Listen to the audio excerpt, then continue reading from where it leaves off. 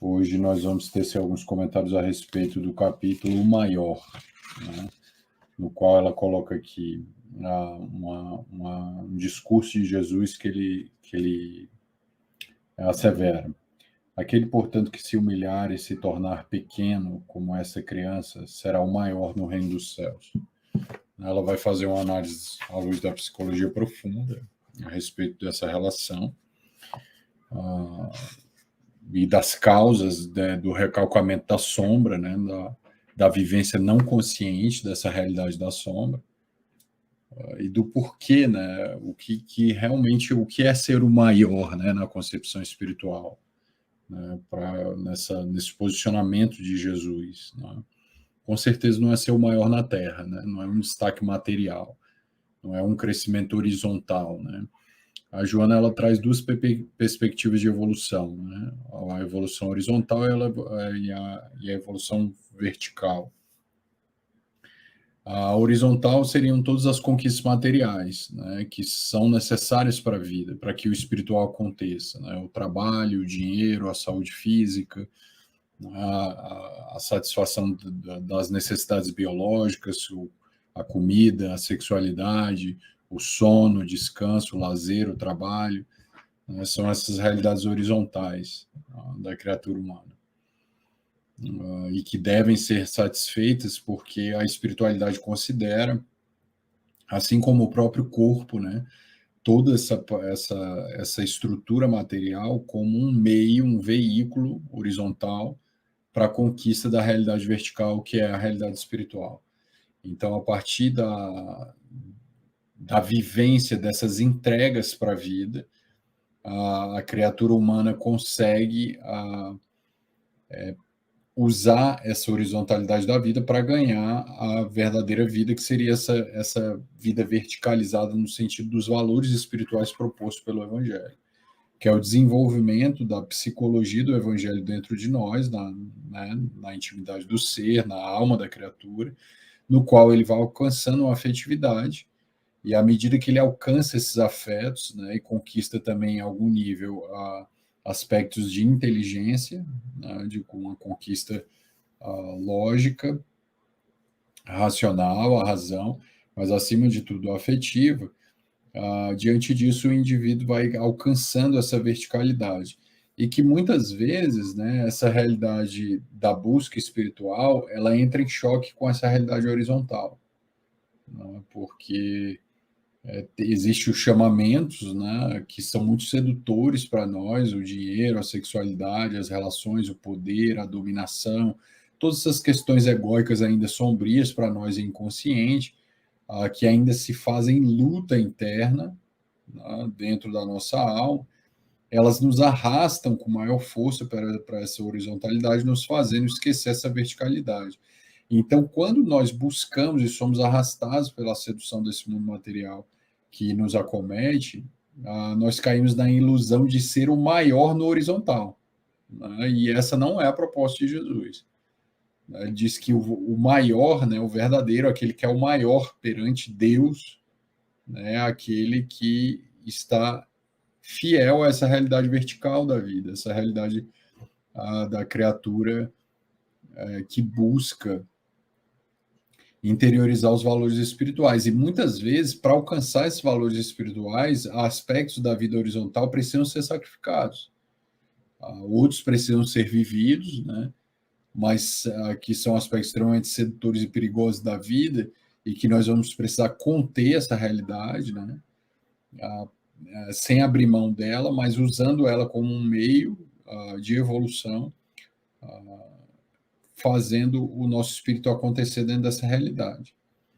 Mas esse conceito, essa ideia, né, dessa busca vertical da vida, da busca horizontal, nós podemos ser duas imagens do maior aí, né? O maior aos olhos dos homens, né? Seria um homem de poder, de dinheiro, de destaque, um homem, uma criatura humana, né? Na realidade, qualquer um de nós. Aquele que domina, aquele que tem os gozos, né? Que tem um acesso, que tem a fama, que tem as satisfações dos lucros, o gozo, Esse é o maior para o homem, né, para a criatura inconsciente da realidade espiritual. E esse homem é o menor para Deus. Dentro da psicologia universal, esse homem ele pode ser considerado o menor para Deus em termos espirituais, não no sentido benéfico, né, de ser o menor ou humilde, mas o menor no sentido de ainda não ter um desenvolvimento psicológico para se envolver com as questões espirituais. Aí o maior seria aquele que sabe transitar tanto pelo espiritual, ou seja, pelo vertical e pelo horizontal, fazendo uso do horizontal para que o vertical aconteça. Esse é o maior para Deus, né, no conceito de Jesus. E é isso que a gente vai dar uma olhada. E é interessante porque, para ser esse maior, começa dentro de nós esse processo. Né? É óbvio isso, né? Essa realidade interna ela precisa ser integrada, mas é interessante que a gente observe que, para que a gente possa entender essa psicologia do maior, em termos de alma, seria interessante a gente vislumbrar a ideia da relação ego-self, né, proposta pelo Jung. Né? Quanto mais consciente a criatura humana é de que ela está dentro de uma realidade de alma, de uma totalidade, né, que o Jung reconheceu como esse self, e que esse ego é servo, né, é servo do self, esse ego vai servir esse self. O ego já começa a integrar uma realidade no caminho desse maior. Ou seja, reconhecer a pequenez egóica do complexo do eu, ante a totalidade da própria alma, sendo que tudo somos nós, já gera uma relação energética de conquista dessa compreensão do que é maior em termos espirituais. Né? É um estado de alma, é um estado afetivo. A relação ego-self vai estabelecer essa experiência, né, de ser o menor dentro de si para ser o maior para Deus. A própria realidade do self,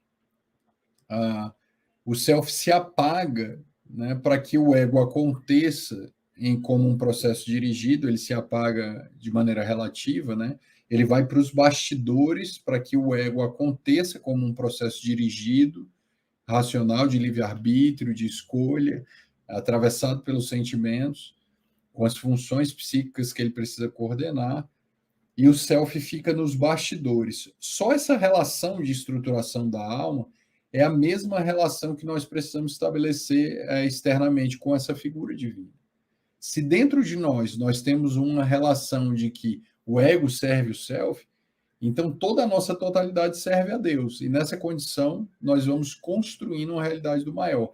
Quando isso não acontece, né, quando o ego não interage com essa realidade do self, né, o resultado dessa relação, né, não é a busca da consciência, o ego não se vê dirigido, guiado, coordenado em sua vida por essa estrutura maior, né, das intuições que vêm do próprio self, dos bons espíritos, que vêm de Deus, né? Algumas psiques que têm essa capacidade de se conectar com a consciência cósmica de maneira mais profunda, captando ideias, né? Ele compreendendo, nós compreendendo que somos um canal de uma realidade muito superior a nós começamos a construir essa personalidade de ser o maior para Deus. Então, essa é a primeira perspectiva, em termos de psicologia, que nós poderíamos entender essa construção do maior. Né? Esse maior aí, proposto por Jesus e analisado por Joana nessa obra. Né? Quando isso não acontece, o que ocorre, né? O ego ele deixa de se relacionar com a sua totalidade, né? Com a totalidade da qual ele emergiu, que é o próprio self. E quando essa relação não se dá de maneira consciente, de maneira lúcida ou de maneira criativa, né, diante das experiências religiosas, processos artísticos, de todos os processos criativos que a vida pode produzir dentro da cultura, da arte e de todas as experiências humanas, o self ele vai começar a se apresentar, né, para o ego e o ego vai se defender da realidade que vem desse self, montando uma estrutura perturbadora que vai afetar a si mesmo e o organismo social na qual o indivíduo está inserido. E a Joana começa a abordar, inclusive, na época de Jesus, esse processo era assim. Então ela fala assim, que quando o ego, né, recalca a sombra, né, que é uma experiência ali que está circulando na área do inconsciente, na área do self, e que é automática, né? Essa sombra ela nos visita, ela tem autonomia, ela se apresenta para o ego e o ego vai ter que dar conta dela. Ela diz que é o momento em que começamos a ver a religiosidade como era apresentada, onde toda uma realidade de sombra era recalcada naquela experiência religiosa, né? Toda uma realidade da sombra espiritual ficava recalcada, e para que nós pudéssemos nos defender dessa realidade, aí a gente começa a compensar, né, esse recalque, tentando até mesmo exorcizar essa sombra como um mecanismo de defesa, um ritual, né? Não vou nem dizer um mecanismo de defesa no termo psicanalítico, mas uma compensação no sentido de aliviar as ansiedades que essa sombra gerava, em excessos que ela coloca aqui, ó, ocultando a sombra, mantém esse homem vinculado aos formalismos, ou seja, fica muito preso à letra, aquele excesso, os rituais, né? As tradições, né? Aí a gente vê o surgimento dos dogmas, né? Surge uma rigidez unilateral do ego, as aparências, né? Que a gente via que os fariseus eles iam comer, tinham que lavar as mãos, porque isso representava uma pureza espiritual, precisavam usar uma roupa tal, uma vestimenta, uma túnica tal, tomar os banhos. Então tinha toda uma ritualística que defendia o ego da realidade da sombra que esse ego não integrava. Então tudo isso fica muito compensado, fica uma espiritualidade ao mesmo tempo que superficial, uma religião rígida, cheia de formalismo, de tradições, mas sem uma experiência religiosa que possibilite o acesso real a essa sombra. Uma experiência religiosa, mais como ela funciona mais como um band-aid, né, que vai ser ali colocado de maneira provisória, como um dique que segura essas sombras ali por um tempo, mas que não geram qualquer processo de consciência de integração a partir dessa realidade. E isso tem consequências, né? Porque cada vez mais que a gente recalca essa realidade, essa sombra ela vai ser projetada. O self ele não fica quieto, né? Então ele quer fazendo valer a lei do progresso e o próprio deltropismo, que é essa energia que nos impulsiona na direção de Deus. Essa energia ela vai ser projetada. E é nesse momento que a gente começa a sentir as consequências individuais e coletivas dessa sombra que a gente não integra.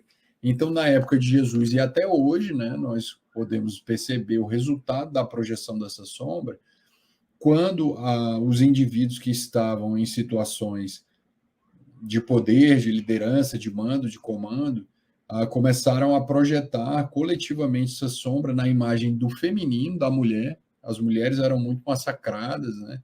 Não tinham espaço no social. A imagem era projetada também da sombra na criança, a Joana coloca aqui. A criança sofria os efeitos, né, das perturbações dessas projeções, dessas identificações projetivas, que eram arremessadas nessa imagem da criança também. E ele traz também como consequência desse processo, desse recalcamento, a ideia da escravidão, os próprios escravos também, né? Em todos os níveis, qualquer pessoa que era escravizada, também como resultado dessa selvageria não superada, e que era falsamente exorcizada através desse formalismo, através dessas tradições rígidas, através desses rituais vazios. Essa sombra volta, é o retorno do recalcado, que retorna projetada na figura da mulher, da criança e do escravo, né, gerando um desconcerto social, fazendo com que o homem, em um processo de inflação, o ego deixe de ser servo do self. Ele fica identificado com um processo sombrio, inflado, né, Então, a sua superioridade, o seu poder é um poder inconsciente, equivocado, né? Não se fala de amor, fala de poder. E isso gera um poder despótico, né? Um poder cheio de mandos, que humilha, que escraviza, que tortura, né? Como uma forma de perseguir, aniquilar uma sombra minha projetada no outro, destruindo o outro para que eu possa ter aliviado uma sombra que eu mesmo não consigo integrar. Então ela coloca aqui, ó, os valores de natureza profunda e não aqueles que se conquistam pela insânia e pela barbárie, como espólio de vitórias escabrosas, resultado de aventuras torpes, né? Isso não gera uma integração. Investiu contra essa sombra coletiva, Jesus, definindo que a fragilidade e inferioridade atribuídas à mulher eram resultado da dubiedade moral do próprio homem, né, que, recalcando, fazia uma cisão e uma alienação da sombra e arremessava essa sombra na mulher em termos de projeção e identificação. Era um resultado da dubiedade moral do próprio homem, que assim projetava a sua fraqueza na mulher. Ou seja, era um lado feminino que no homem não era integrado, né? Era um lado feminino que não era consciente. Ele projetava a fraqueza da sua ânima na mulher, ao invés de ter a coragem de auto-enfrentar-se, fazendo a assimilação da energia da ânima, para combater o defeito de evolução e a falta de maturidade psicológica. Ele escravizava a mulher e a subjugava, no sentido de que essa relação com o feminino lá fora demonstra como que esse homem está psicologicamente em relação ao seu feminino, né? Tem uma sombra aí bastante caracterizada.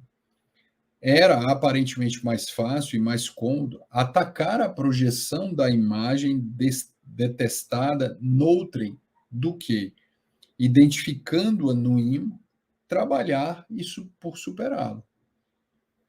É sempre uma atitude sórdida combater a projeção antes que a realidade geradora, a sua causa, ou seja, os complexos, as experiências arquetípicas, a sombra que está engendrada na alma, né, é sempre mais cômodo para o ego, né, combater esses processos de maneira externa, gerando essas anomalias individuais e sociais. Então, existia uma relação muito inconsciente do homem com a sua realidade feminina. E esse feminino era muito projetado no feminino literal, de fora, gerando essas relações perturbadoras que se perpetuam até hoje, mudando as configurações do homem moderno em muito pouca coisa, né, comparado com esse homem de antigamente. Né? Então, hoje ainda nós continuamos, né, com essa realidade do masculino muito inconsciente desse feminino e que se coloca diante da mulher em muitas situações que é uma situação de superioridade. Graças a Deus a mulher tem apresentado também a sua força e se posicionado em relação a essa inferioridade masculina, demonstrando muito na realidade homens fracos psicologicamente, homens internamente extremamente dominados pela sua realidade psicológica interna, homens vencidos diante de seus conflitos, né? E como diante da sua pequenez moral, ético-moral, né, compensam dentro de uma realidade essa inferioridade que é projetada na mulher nesse sentido, como dizia Jesus. O outro aspecto, né, que Jesus traz é a questão da criança. Eu acho muito interessante essa colocação da Joana, né, que a criança, havia uma certa inveja inconsciente da criança, uma inveja, um temor né, da criança, no sentido de que a criança é também essa imagem de vitalidade, é um projeto de alma, é um potencial de desenvolvimento para a vida, né? E o adulto projetava vários medos na imagem da criança e também maltratava essa criança, segundo Joana falava. Ela dizia que um dos principais núcleos de perturbação que o adulto projeta ou projetava na criança, nesse período de Jesus, era o medo da velhice, né? Eu achei muito interessante essa colocação dela, né? O medo da doença, né? Porque a criança tem um potencial de desenvolvimento de cura muito maior do que à medida que a gente vai envelhecendo, né? E o medo da morte, né? Eram muito projetados na imagem da criança, no sentido de que o indivíduo olhava para essa criança e se via distante dessa realidade. É quase uma relação perturbadora, né, com a imagem da criança. Então ela fala assim que, por efeito, esses medos, né, medos de serem substituídos pelos infantes que vinham logo atrás, em total potência de energia, né, e desenvolvimento desenvolvimento pessoal e crescimento. Ela coloca aqui: Jesus utilizou a criança como sendo modelo de pureza e de inocência, em razão de ainda não haver penetrado no uso da razão, do discernimento do bem e do mal. Essa fantástica conquista do self, não obstante as experiências anteriores na sua condição de espírito mortal que é. Ou seja, Jesus usava essa criança, na realidade, como um lugar emocional alcançado, não uma pureza ingênua e como da Chapeuzinho Vermelho no conto, né, que fica submetida aos perigos, mas de um coração que está integrado nessa realidade afetiva, com genuinidade, né? Alguém que tem contato com as emoções, com a pureza de realidade, né? Com esse contato íntimo, né, que a criança consegue ter com a alma. Ela fala que essa imagem da criança é uma conquista do self, ou seja, é a criança divina, né? É o símbolo do próprio self. Repetidas vezes referia-se-lhe com expressões enobrecedoras, exaltando-lhe a pulcritude e determinando que nunca a expulsassem da sua presença, né? Pois essa criança divina em nós precisava se realizar. O self é uma das imagens que o self se nos apresenta através dessa criança divina, que vai acontecer para nós em termos espirituais, né? Então você veja que ele traz dois grandes exemplos de fragilidade, a mulher e a criança, ou seja, e o próprio Jung fala, né, que o maior desafio, no caso do homem, né, é integrar o seu lado feminino. A sua meta de realidade, em termos de individuação, é integrar esse lado. E uma vez que esse processo aconteça, né, é também integrar essa imagem, esse ego identificado com essa criança que serve, né, esse ego identificado com essa criança mágica, essa criança divina, né, essa criança que tem essa pureza, ao mesmo tempo que ela tem uma força de amor inabalável, né? Então é uma relação, você vê, se você observar, é uma imagem do pequeno, né? Do frágil, que vai construir a experiência do maior perante Deus.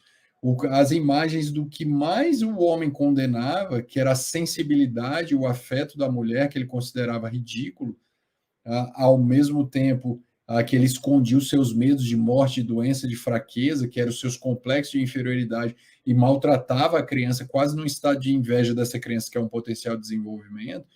Jesus pega como símbolo de ser o maior, né? O processo de integração do feminino e da realização da criança divina, né, dentro de nós. Então, dentro dessa perspectiva, Jesus ele vai expor a sombra, né, a sombra individual e coletiva. Ele expõe, ele diz que aquele movimento é um movimento compensatório, que aquela proposta, na realidade, ela expressa uma total inconsciência do ego inflado em relação à realidade do self, e que precisa se colocar num posicionamento de ser servo dessa realidade. E à medida que nós somos servos dentro de nós, nós somos servos para Deus e para o mundo, né? Ou seja, há um movimento interno de individuação, onde esse ego reconhece a sua pequenez ante a grandiosidade do self, né? Esse ego se apequena na condição do complexo do eu, e à medida que ele se apequena, ele estabelece uma conexão com Deus, né, se colocando como um canal de serviço desse Deus, ao mesmo tempo que ele integra essa realidade da criança, do divino, e ele não se vê mais com essa necessidade de dominação, né? Essa dominação pode ser literal, em termos de escravidão, como ela coloca, né? Que seria uma identificação literal das mais sombrias, né? Com os processos inconscientes, mais primitivos, mas também essa dominação de controle social a partir do dinheiro, né? Do uso das pessoas através das emoções, né? Existem vários níveis simbólicos de escravizar o outro, né? Em relações perturbadoras, em relações neuroticamente completivas, né? Que, falando em termos de um homem moderno, né? Onde uma sociedade que não encontra tanto espaço ainda, embora exista, mas dentro de uma realidade mais próxima a nós, uma escravidão mais direta. Mas nós podemos, né, nos caracterizar como espíritos que escravizamos emocionalmente os que nos circundam, e também somos escravizados também dentro dessa realidade. À medida que compreendemos isso, nós começamos a desorganizar essas projeções. Nós começamos a desligar esses fatores projetivos que, uma vez inconscientes, eles vão gerar uma falsa meta de gozo e de lucro, diz a Joana, que vai prejudicar o discernimento, ou seja, a capacidade de escolher entre o bem e o mal na vida, e vai trazer prejuízos emocionais, porque vai ficar um homem indiferente, ressecado, alguém distanciado, longe do amor, cheio de poder, mas longe do amor. E à medida que o indivíduo compreende isso, o ego se apequena e então ele vai se experimentar, vai ter experiência do self no nível do sonho, ele vai deixar de realizar escolhas egóicas no nível do ego mais horizontal. Quando vai tomar as decisões, é uma decisão que consulta a instância superior do self, que faz isso com prudência, que faz isso através da oração, da intuição, da conexão com o divino. Fica um self que se conecta constantemente com Deus, e esse ego se mostra servo e canal de realização dessa proposta divina que paira sobre nós em termos de consciência cósmica. Quando a criatura humana consegue fazer essa conexão, as projeções se desmantelam e o indivíduo começa a sair de um processo de inflação ou deflação, né?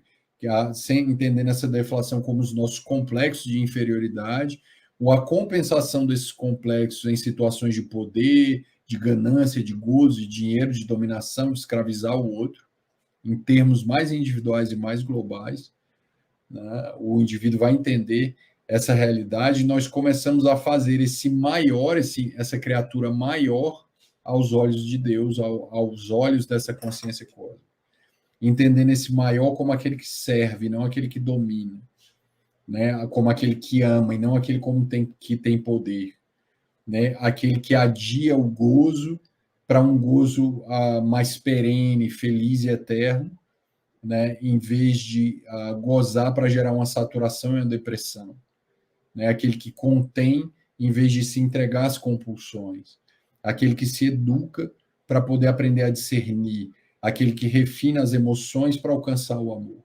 Então, esse é o maior, né, para Deus. Esse é o maior para Jesus, que é bem diferente desse maior moderno que a gente conhece, né? Esse maior do corpo, esse maior da beleza, esse maior do dinheiro, esse maior da fama, da exaltação, esse maior da conquista dos bens materiais, esse maior da influência do coletivo, apesar de muitas vezes existirem essas influências de maneira muito mórbida e deteriorada, alcançando seguidores tão patológicos quanto aqueles líderes que lhes arrastam, né? Então, essa é a proposta de Joana nesse sentido.